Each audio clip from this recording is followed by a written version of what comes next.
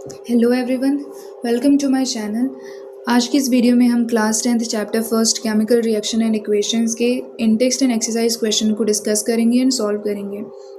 इन-टेक्स्ट questions और जो exercise questions हैं उनको समझने से हमारे जो काफ़ी सारे कॉन्सेप्ट्स हैं वो क्लियर हो जाएंगे इस चैप्टर से रिलेटेड, और साथ में जो इन-टेक्स्ट और एक्सरसाइज क्वेश्चंस हैं वो बोर्ड्स के एग्ज़ाम में काफ़ी पूछे जाते हैं डायरेक्टली, तो इनको समझना ज़रूरी है। इसलिए चलिए शुरू करते हैं। The first question is, why should a magnesium ribbon be cleaned before burning in air? हमारी NCERT की जो फर्स्ट एक्टिविटी है उसमें इस मैग्नीशियम रिबन की जो रिएक्शन है ऑक्सीजन के साथ वो हमें दिखा रखा है। सो यहाँ पे क्वेश्चन यही पूछ रहा है कि मैग्नीशियम रिबन को हम पहले जलाने से पहले उसको क्लीन क्यों करते हैं। सिंस मैग्नीशियम एक रिएक्टिव मेटल है, तो जो मैग्नीशियम की रिबन है वो ऑक्सीजन के साथ रिएक्ट करके अपनी ऊपरी सतह पे एक मैग्नीशियम ऑक्साइड की लेयर बना लेती है, और इस वजह से जो मैग्नीशियम का जो रिबन है वो फर्दर ऑक्सीजन के साथ रिएक्ट नहीं कर पाता, इसलिए हम मैग्नीशियम की रिबन को क्लीन करते हैं। तो यहाँ पे मैंने इसको आंसर फॉर्मेट में भी लिख रखा है, तो देखिए यहाँ पे पढ़ते हैं। Magnesium is very reactive metal.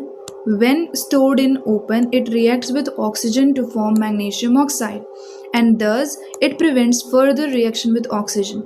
Hence, magnesium ribbon is cleaned before burning in air. तो आई होप ये क्वेश्चन आपको समझ में आया होगा कि मैग्नीशियम रिबन को हम जलाने से पहले क्यों क्लीन करते हैं। हम इसलिए क्लीन करते हैं ताकि जो मैग्नीशियम के ऊपर मैग्नीशियम ऑक्साइड की लेयर बन गई है उसे हम क्लीन कर सकें, और जो अंदर का मैग्नीशियम मेटल है उसके साथ ऑक्सीजन की फर्दर रिएक्शन हो पाए। Now the second question here is, right the balanced equation for the following chemical reaction. हमें यहाँ पे वर्ड इक्वेशंस दी हुई हैं और इनको हमें सिंबल्स के फॉर्म में फॉर्मूले में लिखना है और साथ में इनको बैलेंस भी करना है। तो फर्स्ट यहाँ पे है सेकंड का first question, hydrogen plus chlorine reacts to form hydrogen chloride. So let's see it. Hydrogen plus chlorine reacts to form HCl। ये हमारी वर्ड इक्वेशन को हमने केमिकल इक्वेशन में कन्वर्ट कर दिया है। Now what we have to do is to balance it. यहाँ पे देखिए हाइड्रोजन के लेफ्ट हैंड साइड में 2 मॉलिक्यूल है और क्लोरीन के भी 2 मॉलिक्यूल है, राइट हैंड साइड में एक एक है। दैट्स वाई हम यहाँ पे 2 लिखेंगे, सो दैट यहाँ पे हमारा हाइड्रोजन भी 2 हो जाए और क्लोरीन भी 2 हो जाए और रिएक्शन हमारी बैलेंस्ड हो जाएगी। So let's write it. Okay, the second question is barium chloride plus aluminium sulfate reacts to form barium sulfate and aluminium chloride. तो सेकेंड वर्ड इक्वेशन को हमने केमिकल में कन्वर्ट किया है। Barium chloride BaCl2 plus aluminium sulphate reacts to form barium sulphate and aluminium chloride. यहाँ पे भी reaction को बैलेंस करना है। सिंस सबसे पहले हम बैलेंस करते हैं एल्यूमिनियम को। यहाँ पे देखिए हमारे LHS में एल्यूमिनियम 2 है और हमारे RHS में एक ही है, तो हम यहाँ पे इसको बैलेंस करने के लिए 2 लिखेंगे। ओके, हम यहाँ पे इसको बैलेंस करने के लिए 2 लिखेंगे। सो हमारे प्लस क्लोरीन जो है वो हो जाएगा 2 3 6, बट यहाँ पे तो क्लोरीन 2 ही है, तो हम यहाँ पे लिखेंगे 3। सिंस 3 लिखने से हमारा बेरियम भी 3 हो गया, तो हमें यहाँ पे भी 3 लिखना होगा सो दैट बेरियम 3 हो जाए। अब हम ऑक्सीजन को देखते हैं। ऑक्सीजन यहाँ पे 4 3 12 है और यहाँ पे भी 4 3 4 12, तो ऑक्सीजन यहाँ पे 12 हो गया, यानी ऑक्सीजन बैलेंस्ड हो गए।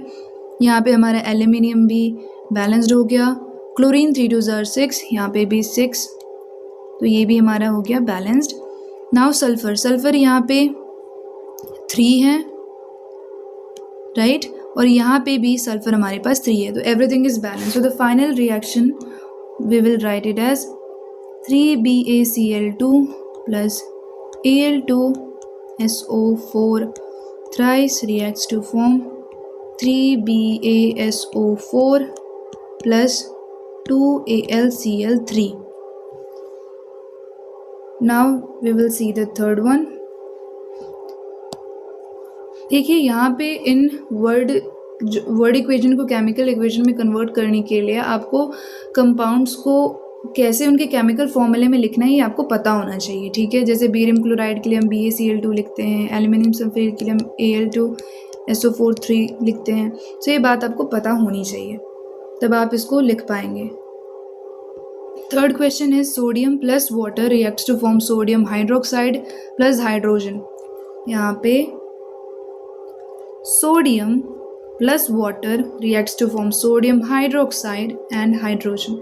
सिंस अब हमें इसे भी बैलेंस करना है तो यहाँ पे बैलेंसिंग करते हैं।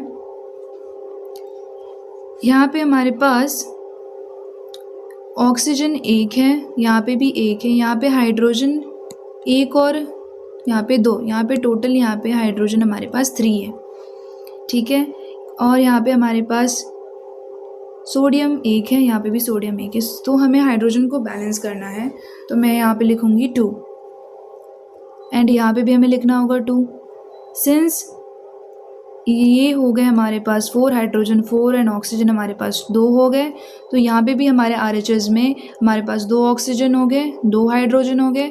सो यहाँ पे 2 हाइड्रोजन, यहाँ पे 2 हाइड्रोजन, दे टुगेदर मेक 4। तो हमारे पास हाइड्रोजन की जो वैल्यू है यहाँ पे 4 हो गई और यहाँ पे भी 4 हो गई। तो हाइड्रोजन बैलेंस्ड हो गया, ऑक्सीजन भी बैलेंस्ड हो गया क्योंकि यहाँ पे भी 2 ऑक्सीजन, यहाँ पे भी 2 ऑक्सीजन, यहाँ पे सोडियम 2 हो गए लेकिन यहाँ पे तो एक ही है, तो हम यहाँ पे लिखेंगे 2। तो फाइनल रिएक्शन हमारे पास है 2Na plus 2H2O reacts to form 2NaOH plus H2। I hope कि आपको बैलेंसिंग समझ में आ रही होगी। Now we come to the third question. Write a balanced chemical equation with state symbols for the following reactions. यहाँ पे उनके physical state के सिम्बल्स भी हमें अब साथ में बताने होंगे। तो यहाँ पे वर्ड इक्वेशन के फॉर्मेट में चीज़ें लिखी हुई हैं। So first question is solution of barium chloride and sodium sulfate in water react to give insoluble barium sulfate and solution of sodium chloride. Since यहाँ पे लिखा है solution of barium chloride, so it will be in aqueous form and sodium sulfate, so ये भी हमारे पास aqueous में होगा। In water which is in the liquid form react to give insoluble barium sulfate, insoluble जो कि soluble ना हो, that means it will be in solid form, and the solution of sodium chloride it will be in the aqueous form.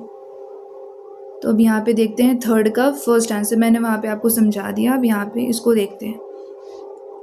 Barium chloride in aqueous form reacts with sodium sulphate in aqueous form to form barium sulphate insoluble solid, so it will be in solid form and NaCl in aqueous form. देखिए यहाँ पे जब भी लिखा हो solution of barium chloride, so it will be in aqueous form. Okay, so इसलिए हमने यहाँ पे लिखा है aqueous form. Now we have to balance this. यहाँ पे देखिए हमारे पास बेरियम बैलेंस्ड है, क्लोरीन यहाँ पे 2 है, यहाँ पे एक ही है, तो इसको बैलेंस करने के लिए हम यहाँ पे लिखेंगे 2. सो द सोडियम बिकम 2, यहाँ पे सोडियम 2 हो गए। यहाँ पे ऑक्सीजन की जो एटम्स मौजूद हैं वो 4 हैं और इस हमारे RHS में भी 4 है, तो ये भी बैलेंस्ड है। And barium is already balanced with 1 1 and now the chlorine is balanced 2. So this is our final equation. Now the second is, हमारे पास जो सेकंड क्वेश्चन है थर्ड का second, sodium hydroxide solution in water react with hydrochloric acid which is HCl in water to produce sodium chloride solution and water. So we'll see here NaOH in aqueous form reacts with HCl which is hydrochloric acid to form NaCl aqueous and water. Since यहाँ पे हम देखते हैं कि हमें balance करने की ज़रूरत है कि नहीं।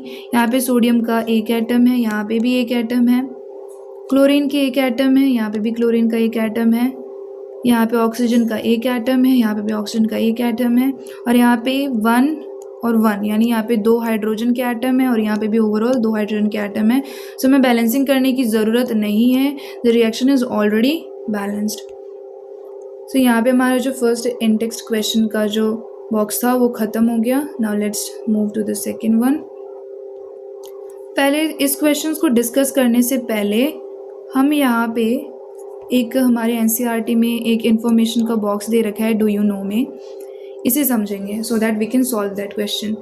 यहाँ पे देखिए, a solution of slaked lime produced by reaction 1.13 जो कि एक एक्टिविटी है वहाँ पे, is produced for white washing walls. यहाँ पे सिलेक्टेड लाइम इज़ नथिंग बस but it is calcium hydroxide. और आपको हमने पढ़ रखा है कैल्शियम हाइड्रोक्साइड कैसे बनता है। जब हम कैल्शियम ऑक्साइड, जिसको हम क्विक लाइम कहते हैं, इसको हम जब वाटर के साथ रिएक्ट कराते हैं तो ये बनाता है कैल्शियम हाइड्रोक्साइड। ओके, सो यही कैल्शियम हाइड्रोक्साइड को हम सिलेक्टेड लाइम कहते हैं। तो सिलेक्टेड लाइम कैसे बना? कैल्शियम ऑक्साइड, जिसको हम अपनी आम भाषा में चूना कहते हैं, जो हम दीवार पे पोतते हैं, उसी को कैल्शियम ऑक्साइड को जब हमने वाटर के साथ रिएक्ट कराया तो हमें मिला calcium hydroxide which is selected lime. So a solution of slaked lime produced by the reaction is used for white washing walls.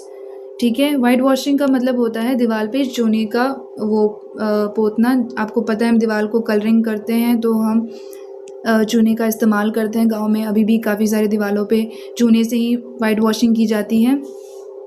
So the calcium hydroxide reacts slowly with the carbon dioxide in air to form a thin layer of calcium carbonate on the wall.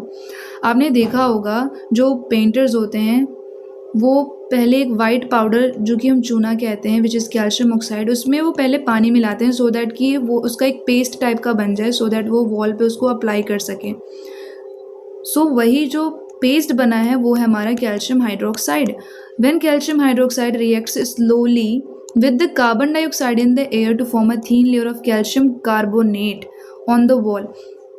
जब हम दीवार को white wash करते हैं तो उसके 2 से 3 दिन बाद वो दीवार काफ़ी ज़्यादा शाइनी दिखती है। उस टाइम पे वो शाइनी नहीं लगती क्योंकि वो काफ़ी डैम्प लगती है, लेकिन 2 से 3 दिन बाद जब वो कार्बन डाइऑक्साइड जो कि एयर में मौजूद है उसके साथ रिएक्ट करती है तो वो बना देती है calcium carbonate. Calcium hydroxide react with carbon dioxide to form calcium carbonate and it also form water. So this calcium carbonate is a shiny, it gives a shiny finishing to the wall, इसलिए दीवार काफ़ी चमकदार होती है। और also यहाँ पे एक और है बात, it is interesting to note that the chemical formula for the marble is also CaCO3 which is the calcium carbonate. Now let's discuss. A solution of a substance X is used for white washing। यहाँ पे आप X को CaOH twice नहीं लिखोगे क्योंकि यहाँ पे आप देखिए a solution of a substance, solution हमने किसका बनाया था? कैल्शियम ऑक्साइड में जो हमने वाटर मिक्स किया था इसका सोल्यूशन ही तो था हमारा calcium hydroxide. That's why the substance X here used is calcium oxide which is known as quicklime. आपको समझ में आया होगा जो मैंने बात बताई। So the name the substance X and write its formula. तो पहला का आंसर मैंने दे ही दिया, कैल्शियम ऑक्साइड, ठीक है, जिसको हम क्विक लाइम बोलते हैं, and this is the chemical formula for it. The second question is right the reaction of the substance X named in first above with the water. अब इसमें CaO का reaction water के साथ बताया है जिसको हम कैल्शियम हाइड्रोक्साइड बोलते हैं। So here is the answer for both the questions, calcium oxide, and here is the reaction of calcium oxide with water to form calcium hydroxide which is slaked lime. Okay, now comes the second question. Why is the amount of gas collected in one of the test tube in activity 1.7 double of the amount collected in the other? Name this gas। पहले तो हमें देखना है कि activity 1.7 है क्या। सो let's C, here is the activity 1.7। तो इसको मैं सिंपली आपको समराइज़ करती हूँ। इस एक्टिविटी में हमने देखा है इलेक्ट्रोलिसिस ऑफ वाटर, ठीक है। Electrolysis of water is nothing but जब हम पानी में H2O में इलेक्ट्रिसिटी पास कराते हैं तो वो hydrogen gas and oxygen gas की फॉर्मेशन करती है, और इसी गैस के फॉर्मेशन को टेस्ट करने के लिए हमने ये एक्टिविटी किया है। तो सबसे पहले इसमें क्या है कि एक मग लेना है हमें, उसमें हमें 2 कार्बन के इलेक्ट्रोड्स को इंसर्ट करना है और रबर स्टॉपर्स की हेल्प से इनको सिक्योर कर देंगे। उसके बाद इनके एंड्स में हमें एक बैटरी जोड़ देनी है 6 वोल्ट की, ठीक है। उसके बाद यहाँ पे आप देखिए इस मग में हमने कार्बन के electrodes which is graphite rods हमने डाले और उसके बाद हमने वायर के थ्रू एक बैटरी 6 वोल्ट की बैटरी इसमें अटैच कर दी। यहाँ पे ये रबर स्टॉपर्स हैं सो दैट कि पानी लीक ना करे। उसके बाद हमने इसमें डाला पानी और पानी में हमने यहाँ पे देखिए fill the mug with water so that the electrodes are immersed, so that जो हमारे इलेक्ट्रोड्स हैं वो डूब जाए। And add a few drops of dilute sulphuric acid to the water. अब हमें यहाँ पे डाइल्यूट सल्फ्यूरिक एसिड को ऐड करना है। हम क्यों ऐड कर रहे हैं? क्योंकि जो वाटर का मीडियम है वो थोड़ा सा एसिडिक हो जाए, इसमें आयंस हों, सो दैट हमारा इलेक्ट्रिसिटी पास हो पाए, ठीक है, इसलिए हमने ऐसा किया है। उसके बाद हमें 2 खाली टेस्ट ट्यूब्स हमें इसमें 2 टेस्ट ट्यूब लेने थे जिसमें पानी हो, ठीक है, और उनको उल्टा करके इस पर इमर्ज कर देना था इस कार्बन के इलेक्ट्रोड्स पर। उसके बाद हमें इसे कुछ देर के लिए छोड़ देना है। कुछ देर बाद छोड़ने के बाद हमें जो बैटरी है वो ऑन कर देना है। फिर आपको पता चलेगा कि एक टेस्ट ट्यूब में काफ़ी सारी गैस बन रही हैं और दूसरे की जो गैस बनने के जो अमाउंट है, जो गैस के बबल्स हैं वो कम है। तो ऐसा क्यों है, यही हमारे उस क्वेश्चन में पूछा है कि एक जो ट्यूब है उसमें ज़्यादा बबल्स हैं, दूसरे में कम है। तो चलिए हम आंसर को देखते हैं। Now understand, H2O contains 2 parts hydrogen and 1 part oxygen. जो हमारे पास वाटर का मॉलिक्यूल है, वाटर का मॉलिक्यूल हाइड्रोजन के 2 एटम और ऑक्सीजन के 1 एटम से मिल करके बना है, राइट। सो इसलिए 2:1 के रेशियो में है। Therefore, the amount of hydrogen and oxygen produced during electrolysis of water is in 2:1 ratio. So during electrolysis, since hydrogen gas goes to one test tube and oxygen goes to another, the amount of gas collected in one of the test tube is double of the amount of collected in the other. Since ये 2:1 की ratio में है इसलिए hydrogen gas ज़्यादा बनती है और oxygen gas कम बनती है। So this is the reason. आपको ये बात याद रखना है, 2:1 रेशियो में होने की वजह से एक में ज़्यादा गैस बनती है और दूसरे में कम। ओके, सो यहाँ पे हमारे पास ये दोनों क्वेश्चंस कवर हो गए, ठीक है। Now will move to the next one. Why does the color of copper sulfate solution change when an iron nail is dipped in it? यहाँ पे क्वेश्चन में पूछा है कि जो कॉपर सल्फेट है, कॉपर सल्फेट का सोल्यूशन, उसका कलर चेंज क्यों हो जाता है जब हम एक आयरन की नेल को उसमें डिप करते हैं। तो पहले तो हम इसको समझेंगे। देखिए फर्स्ट का answer, when an iron nail is placed in a copper sulfate solution, iron displaces copper from its sulfate solution, forming iron sulfate, which is green in color. हमने डिस्प्लेसमेंट रिएक्शन पढ़ा था जिसमें एक मोर रिएक्टिव एलिमेंट जो है वो दूसरे less reactive को उसके सल्फेट के सोल्यूशन से या फिर उसके कंपाउंड से उसको हटा देती है, डिस्प्लेस कर देती है।